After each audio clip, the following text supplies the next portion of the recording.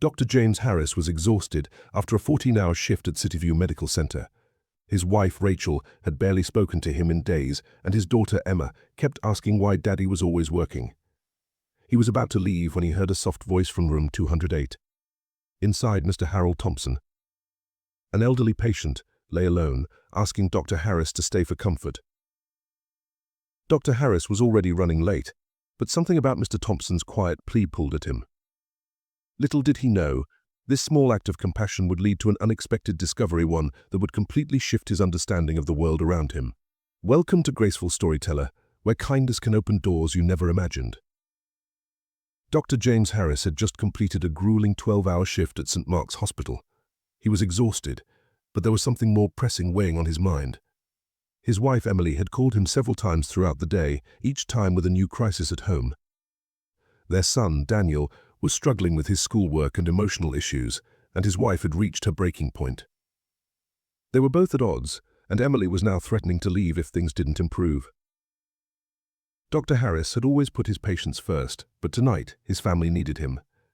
He was about to leave the hospital and go home when his pager beeped room 307 needed attention. A terminally ill patient had just been admitted, and the shift nurse was overwhelmed. Just one more hour, he thought, guilt creeping in as he looked at the time. If he stayed any longer, he'd miss another chance to salvage his crumbling marriage. But something in his gut told him he couldn't walk away from this patient, not tonight.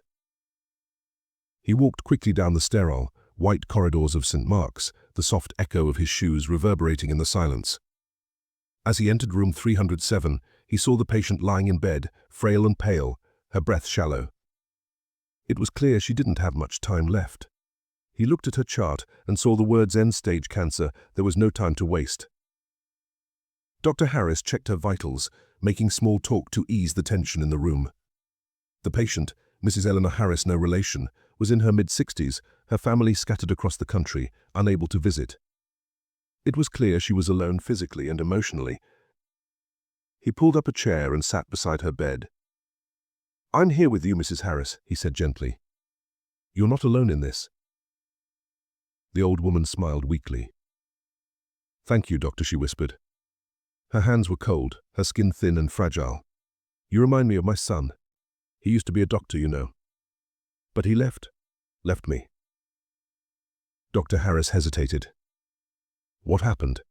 Tears welled in her eyes as she continued, her voice trembling.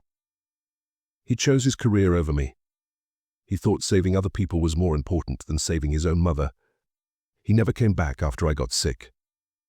She reached out weakly and grasped his hand.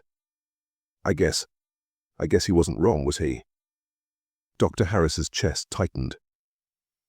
As a doctor, he was no stranger to difficult decisions, but hearing these words from a dying woman struck a deep chord within him. Was he any different from her son?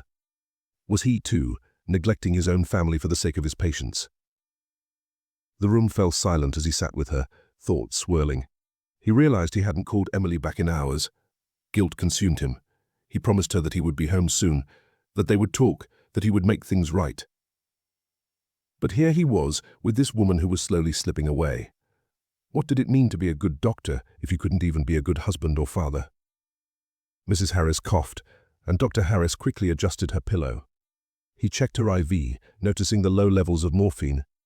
He increased the dosage to ease her pain, but he couldn't shake the weight of her words. "I'm sorry," she whispered again, closing her eyes. "I never meant to hurt him. I just wanted him to care." Dr. Harris swallowed hard, looking at the frail woman. "I'm sure he loves you," he replied, his voice barely audible. "Some people just forget to show it." As the minutes turned to hours, Dr. Harris stayed by her side, doing his best to ease her suffering. But in the back of his mind, he couldn't help but wonder, was he also making the same mistake? The morning shift was beginning, and the hospital buzzed with activity. Dr. Harris had not slept in over 24 hours, but he didn't feel the usual exhaustion. He was too distracted by his thoughts. He had missed multiple calls from Emily, and he knew their situation was deteriorating fast. Yet, he couldn't bring himself to leave Mrs. Harris's side. As the nurse walked in to relieve him, Dr. Harris stood up, wiping the tears from his eyes. He had been so focused on her that he hadn't even noticed the passing hours. The patient was still alive, but barely. The nurse gave him a nod, acknowledging the late-night shift. "You should get some rest," Dr. Harris, the nurse, said, but he didn't respond. He was already walking toward the door, his mind still preoccupied. When he reached the nurse's station, he was handed a piece of paper. It was from the hospital administrator, Mr. Bryant.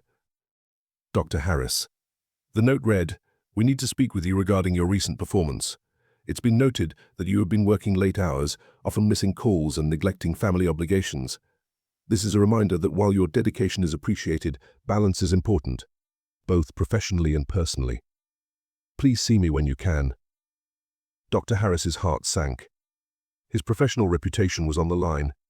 He had made a promise to his family to be there for them, but he had failed. He had let them down. The guilt surged once again, this time mingling with the fear of what would happen if things didn't change.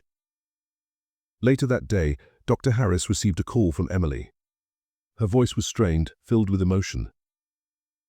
"James, we need to talk," she said, her words slow and deliberate. "I can't keep doing this. You're always at the hospital, and I'm here trying to hold everything together. Daniel needs you. I need you." His heart clenched. "Emily, I know," he said, his voice breaking. "I'm so sorry. I don't know how I let it get this far. I'll fix it, I promise. I'll come home." But as the words left his mouth, a feeling of dread settled in his stomach. Could he really change? Could he really balance his demanding job with his crumbling family life? And if he did, would it be too late? Later that evening, Dr. Harris returned to the hospital, still haunted by his conversation with Emily. His mind was split between two worlds, the dying patient in room 307 and the family that was falling apart without him. The guilt, the stress, and the uncertainty of his future clouded his every thought. As he walked down the quiet corridor, a figure caught his eye. It was Mrs. Harris, standing in the doorway of her room, looking out into the hallway with a peaceful expression on her face. For a moment, he thought she was looking at him, but then he realized she was no longer breathing. Dr. Harris stood frozen, a mix of sadness and relief filling his chest. He had kept his promise to her. He had stayed. He had shown her that someone cared. But at what cost? He called for the nurse, who came rushing in, confirming the passing of the patient. As they made the necessary arrangements, Dr. Harris stood silently in the corner, grappling with the weight of his own choices. The next few days were a blur. The hospital administration had called him in for a meeting. They discussed his long hours, his missed calls, and the impact his work was having on his family life. While they appreciated his dedication, they had made it clear he needed to make some changes. Dr. Harris took the feedback to heart. He knew he couldn't continue down this path. He needed to find a way to balance his life, to be the doctor his patients needed, and the father and husband his family deserved. But he was also left with a deep, lingering question: was it too late? He called Emily that night, hoping to make amends. "I'm coming home," he said. "I want to fix things. I want to be there for you and Daniel. I'll make it work." Emily's voice softened, and for the first time in weeks, he could hear a glimmer of hope in her words. "I'm willing to try, James," she said, "but you need to prove it to us." The weight of his choices, his sacrifices, and his future rested heavily on his shoulders. As he walked through the hospital one last time that night, he looked at the empty patient rooms. His job had always been his life. But now, for the first time, he realized he had to choose a life outside the hospital too. The following weeks brought change both at home and at work. Dr. Harris took steps to create better boundaries, spending more time with Emily and Daniel. He worked fewer shifts and, when he did stay late, made sure it was for the right reasons. He never forgot the lessons he had learned from Mrs. Harris. The patient who had taught him that sometimes you could give everything to your career and still lose the things that truly mattered. The key, he realized, was balance, a lesson he was finally ready to embrace.